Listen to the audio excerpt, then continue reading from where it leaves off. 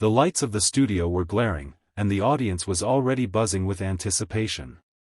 No one expected that night's broadcast would bring together two men from entirely different walks of life, one, a Hollywood legend whose words carried the weight of honesty and principle, and the other, a beloved judge who had earned a reputation for compassion, fairness, and a piercing sense of justice.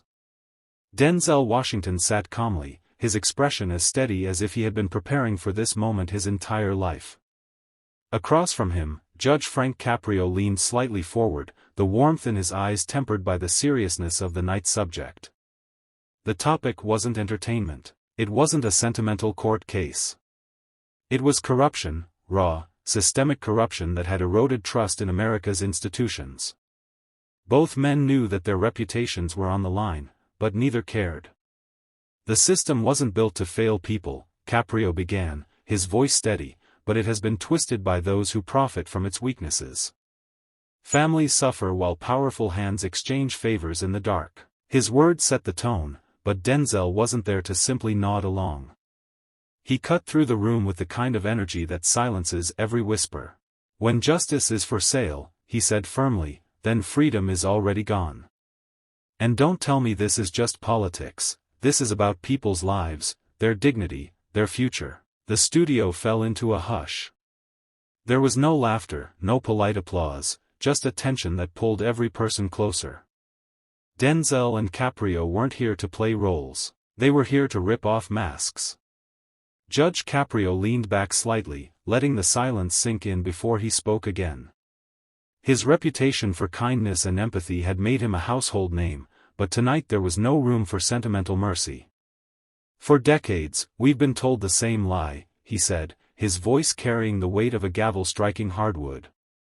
That corruption is just a few bad apples. But no, this is an orchard poisoned from its roots. When money speaks louder than the law, when politicians bend to donors instead of citizens, the system itself becomes guilty. His words struck like thunder, and the audience murmured in uneasy agreement. Denzel leaned forward, his hands clasped tightly as if holding back the storm in his chest. He didn't blink, didn't flinch. "You know what's worse, Judge," he said, his tone sharp as steel. "It's not just the greedy few at the top, it's the silence of those who know better. It's the enablers, the ones who look the other way because it's easier to keep their seat at the table than to risk losing it. That silence," he added, pointing directly toward the camera, "is complicity. And complicity is betrayal." The words hung in the air like smoke. For a moment, even the cameras seemed to hesitate. Denzel's piercing stare gave no escape, no comfort. Judge Caprio nodded, the gravity of the exchange reflected in his eyes. "Betrayal," he repeated softly, "that's the wound corruption leaves in a democracy. A wound that won't heal until it's exposed, disinfected, and cut out." The studio audience sat frozen, many clutching the arms of their seats. They weren't just listening to a conversation, they were witnessing an indictment, one that echoed beyond the walls of the studio. This wasn't entertainment anymore. This was a declaration of war against the rot at the heart of the system. The air inside the studio grew heavier, as though the walls themselves were listening. Judge Caprio adjusted his glasses and leaned toward Denzel, his tone quieter now but far more dangerous. "When I sat on the bench," he began, "I saw ordinary people punished for the smallest mistakes, parking tickets, overdue fines, late fees. But the powerful? They write the rules, bend them, and walk away smiling. That hypocrisy is the true crime. And it's been protected by generations of politicians who call it business as usual." Denzel slammed his hand on the table, not out of anger but with the authority of a man who refused to sugarcoat the truth. "Business as usual," he repeated, his voice rising. "Business as usual is children going hungry while corporations dodge taxes. Business as usual is neighborhoods crumbling while billionaires buy yachts. Business as usual is America's soul being auctioned off to the highest bidder." His words hit like artillery, each syllable sharp and deliberate. The audience gasped. Some clapped instinctively, others simply stared in stunned silence, unsure whether to cheer or grieve. Judge Caprio gave a slow nod, his face carved with determination. "And the saddest part," he said, is how many people have accepted this as normal. They've been told it's too complicated to change, that the system is too big to fight. But nothing, no machine, no system, no empire, is bigger than the people when they finally decide enough is enough. Denzel leaned closer, his voice dropping into a low, steady cadence that cut deeper than shouting ever could. The truth is simple: corruption survives only because we let it. The day America stops tolerating it, the day citizens unite, the game is over. And every corrupt official, every profiteer hiding behind laws they wrote, will finally face what they fear most: justice. The audience erupted, unable to hold back. It wasn't applause for a performance, it was a release, a roar of pent-up frustration. Tonight didn't feel like just another debate. It felt like the spark of a revolution. The camera lights burned hotter, but neither man flinched. Judge Caprio leaned back, his voice steady, the kind of tone that silenced entire courtrooms. "Denzel, here's what keeps me awake at night. For decades, I've seen backroom deals masquerading as democracy. Developers by influence, corporations by silence, and politicians pretend to serve the people while stuffing their pockets. I've sentenced men for stealing bread, but I've watched CEOs steal billions and never spend a day in prison. That double standard is not just injustice, it's betrayal." Denzel nodded, his eyes narrowing like a soldier hearing a familiar lie. "Betrayal," he repeated, the word rolling heavy off his tongue. He leaned into the mic. "When the powerful betray us, they don't just break laws, they break faith. They destroy the promise that America belongs to all of us, not just the top 1%. And every time they get away with it, ordinary people lose a little more hope. But hope isn't gone. Not yet. Because people are watching. Tonight, they're hearing the truth without filters, without spin. That's why they're afraid of nights like this." The audience murmured, whispers mixing with gasps. The tension wasn't theater, it was history in motion. Judge Caprio's hand clenched into a fist on the table. "You're right. They fear the truth because truth breaks chains. They fear accountability because accountability ends privilege. And they fear people like us, willing to stand here and say it out loud." Denzel's voice dropped to a near whisper, forcing everyone to lean in. "Let me be clear, America is not broken, it's being robbed. Robbed of fairness, robbed of honesty, robbed of dignity. And the robbers are sitting in Congress, in boardrooms, in private jets. They've hidden behind patriotic slogans long enough. It's time we ripped off the mask and showed the faces of those who sold this country piece by piece." For a second, the entire room was frozen. Then, a young man in the crowd stood and shouted, "We're with you." The eruption that followed wasn't applause, it was a call to arms. The studio had become more than a stage, it had become a battleground of truth. The crowd was no longer just an audience, it had transformed into a chorus of raw defiance. Their chants began as scattered echoes, but quickly fused into one relentless roar: "Enough! Enough! Enough!" Camera operators struggled to keep their lenses steady as the studio floor shook with energy. It wasn't applause, it was rebellion. Denzel, still calm yet visibly ignited, rose slightly from his chair. His eyes scanned the faces in the crowd: workers, students, parents, veterans, all bound by a collective rage. He raised one hand, and the chant softened, but the fire in the room remained unshaken. "Listen to yourselves," he thundered. "That sound? That's the sound of America remembering who it really is. Not the lies sold on campaign stages, not the corruption written into backroom contracts, but the people demanding justice." Judge Caprio leaned forward, his voice slicing through the charged air. "Justice doesn't come gift-wrapped from politicians. Justice is fought for, clawed for, and demanded by those who refuse to bow down. Tonight, I see it, I see a nation waking up. And once awake, the people cannot be lulled back to sleep with empty promises." The cameras cut between the two men and the swelling crowd, capturing faces wet with tears, jaws clenched with anger, fists raised in unity. Social media feeds across the country exploded, live captions declaring, "History is happening on this stage." Denzel slammed his hand on the table, his voice booming over the chaos. "If you think the powerful will hand you back your dignity willingly, you're wrong. They will fight to keep it. But here's the truth, power only lives where people allow it. And tonight, you've shown you won't allow it anymore." The eruption that followed felt seismic. Viewers at home leaned closer to their screens, sensing that this was not another talk show, it was a turning point. Judge Caprio whispered almost reverently, but the mic caught it, "This is the beginning of something they can't control." The broadcast didn't end when the cameras cut to black, it only began. Within minutes, clips of Denzel's thunderous words and Judge Caprio's piercing declarations flooded social media feeds. On TikTok, teenagers stitched the moment Denzel slammed his hand on the table with captions like, "This is what courage looks like." On Twitter, hashtags like #TruthWithDenzel and #CaprioForJustice climbed to the top of trending charts. The country was no longer a passive audience, it had become an amplifier of outrage. In Detroit, factory workers watched the replay during their night shift break, slamming their fists on the table in unison, echoing the chant, "Enough."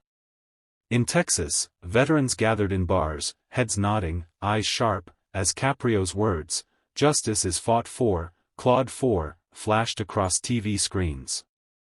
In New York, students filled campus lawns, projecting the broadcast onto walls and chanting alongside the grainy feed.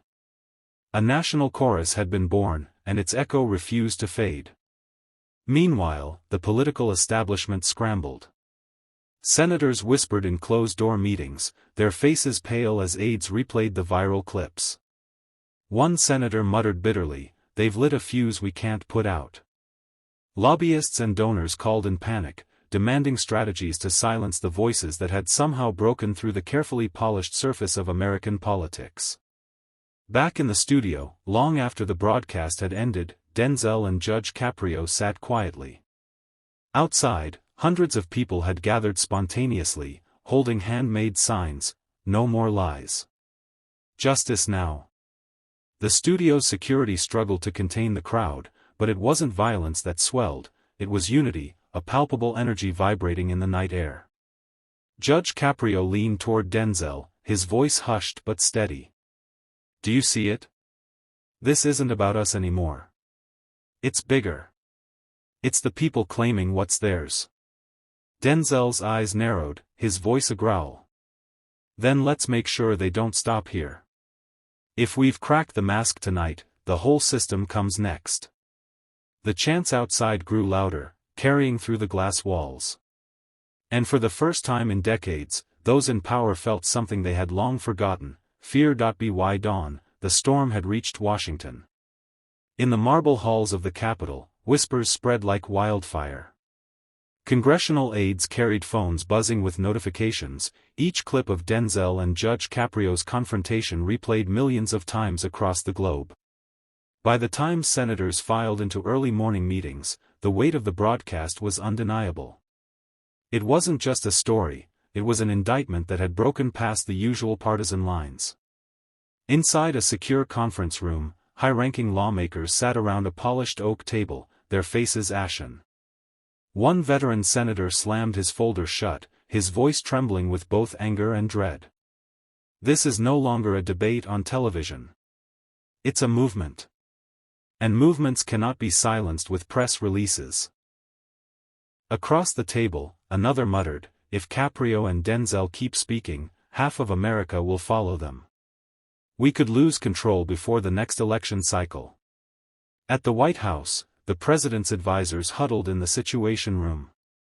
A strategist warned, "We have two choices, discredit them or risk the narrative spinning completely out of our hands." Screens lit up with graphs showing approval ratings plummeting for establishment figures overnight. The power structure felt its foundation quake, and no amount of spin seemed strong enough to steady it. Meanwhile, the press seized the moment. Morning shows replayed the most explosive exchanges, anchors struggling to mask their astonishment. "This isn't Hollywood, this is history," one commentator declared, as footage of the crowd outside the studio rolled behind him. Even typically cautious outlets admitted something extraordinary had taken place. In the streets of Washington, protesters appeared by mid-morning. They carried banners with Caprio's face and Denzel's words emblazoned across them, "Truth is power." Reporters jostled to capture the energy, marveling at how overnight, two men had lit a fire that spread from coast to coast. Back in his chambers, Judge Caprio received a letter slipped under his door. It was unsigned, typed in cold precision, "Stop now, or you will regret what comes next." He looked at it, then at Denzel, who had just walked in. Denzel smirked, his tone low and defiant. "Looks like we scared them." "Good. That means we're winning." The letter was only the beginning. Within hours, unmarked cars appeared parked outside Judge Caprio's modest home. Denzel's phone buzzed non-stop, unknown numbers leaving cryptic voicemails, heavy breathing, and muffled warnings. "You've gone too far," one voice growled, before the line went dead. Yet instead of fear, both men felt something else, confirmation. The system they had just unmasked was rattled, and when power trembled, it lashed out. Denzel met Caprio in a quiet diner on the edge of D.C., a place filled with the smell of burnt coffee and old wood. The booths were empty except for them, and the hum of the neon sign outside gave the scene an almost cinematic tension. Caprio slid the threatening letter across the table, his eyes steady. "They want us silent." Denzel leaned in, his tone sharp as glass. "Then we speak louder. They're not scared of our voices, they're terrified of the truth catching fire." By evening, they decided on their next move, a rally. Not behind closed doors, not on another sterile talk show stage, but in the streets, with the people who had lifted their words into a national roar. Social media lit up as the announcement dropped: Caprio and Denzel, Truth Rally, Washington Square, Saturday night. Within minutes, tens of thousands pledged to attend. Hashtags spiked again, fueling a sense of inevitability. Something historic was building. But as excitement grew, so did the shadows. Journalists discovered anonymous leaks hinting at smear campaigns, fabricated scandals, doctored footage, and false accusations aimed at destroying both men's credibility. Late-night hosts joked nervously about it, but the undertone was serious. The establishment had unsheathed its claws. Yet Denzel, standing in front of a crowd of supporters outside the diner that night, made his stance crystal clear. With cameras flashing and chants rising, he raised his voice above the din. "They think threats will silence us. They think lies will bury us. But we're not here to play their game, we're here to end it. If they want a fight, then let them come. We've got the people, and the people are unstoppable." The roar that answered him shook the streets. For the first time, the powers in Washington realized this wasn't just two men defying them, it was a revolution finding its voice. By the time Saturday night arrived, Washington Square had transformed into something the city hadn't seen in decades. Streets were blocked, subway stations overflowed, and from rooftops to lampposts, people clung to any space they could find just to catch a glimpse of history unfolding. Chants echoed off the marble buildings, a steady rhythm of anger and hope: truth. Justice. No more lies. It wasn't just a rally anymore, it was a movement breaking through the cracks of a tired empire. On stage, Judge Caprio, usually soft-spoken, looked out at the endless sea of faces. His voice carried with the rawness of a man who had seen both the system's mercy and its cruelty. "I spent my life believing in justice," he began, his words trembling, then rising with strength, "but justice without truth is nothing more than theater. Tonight, we strip away the theater, and we demand the truth." The crowd erupted, shaking the square as though the ground itself answered. Then came Denzel. Walking to the microphone with fire in his eyes, he raised a single fist high. The roar that followed was deafening. Cameras zoomed in from every angle, networks scrambling to broadcast what had become the story of the year. "They told us to sit down, to shut up, to keep quiet while they steal, while they cheat, while they crush anyone who stands in their way." His voice thundered over the loudspeakers. "But tonight, we don't sit. We don't shut up. We don't stop. Because America belongs to its people, not to its powerful. The chant that followed, "We are the power. We are the people," rolled across the city like thunder. In the White House, officials watched nervously, reports flooding in of protests sparking in other cities, New York, Chicago, Los Angeles. What started as a single confrontation had ignited a firestorm. As the night sky glowed with thousands of phone lights raised in unison, it became clear, this was no longer just Denzel and Caprio against the system. This was America staring into the mirror, and refusing to look away. By dawn, Washington was no longer just a city. It was a battlefield of ideas. Helicopters hovered above the National Mall, their searchlights sweeping over tens of thousands who refused to disperse. The government tried to frame the gathering as unrest, but the images flooding social media told another story: families, veterans, students, workers, all united under one demand: accountability. In a hastily arranged press conference, officials branded Denzel and Judge Caprio as agitators. Networks replayed soundbites out of context, painting them as dangerous men. Yet every attempt to smear them only poured gasoline on the fire. The hashtag We Are the People surged to the top of every platform, millions posting clips of the speeches that the mainstream tried to silence. Back on stage, as the sun broke through gray clouds, Judge Caprio leaned into the microphone, his voice firm despite exhaustion. "They can call us agitators, but history will call us truth-tellers. And the truth cannot be silenced." The crowd roared, the sound carrying like a wave. Then Denzel stepped forward, his eyes locked on the cameras broadcasting worldwide. He paused, letting the silence stretch until even the helicopters seemed to hesitate. "Power has always believed it could write the story," he said slowly, each word a dagger. "But tonight, we write our own. No more shadows, no more secrets. From this day on, America belongs to those who dare to demand the truth." The square exploded in thunderous applause. People raised their fists, their voices crashing together into one unstoppable force. From the steps of the Lincoln Memorial to the lawns of the Capitol, chants of "truth, justice, people's power" echoed, drowning out the sirens and the spin. In that moment, even the most cynical reporters admitted it: a line had been crossed. This wasn't a protest, it was the birth of a movement. Denzel and Caprio stood side by side, two unlikely allies who had torn off the mask of corruption and handed the people their reflection back. History would not forget this night. And neither would those in power, who realized, perhaps too late, that fear had finally changed sides. Tonight, the mask of corruption has been ripped away. What began as whispers in dark corners has become a roar that no power can silence. Denzel and Judge Caprio stood not as celebrities, not as officials, but as voices of a people tired of deception. And now, a question echoes across America: will the powerful cling to their lies, or will the people finally rise to write their own story? One thing is certain: truth has been unleashed, and there's no turning back.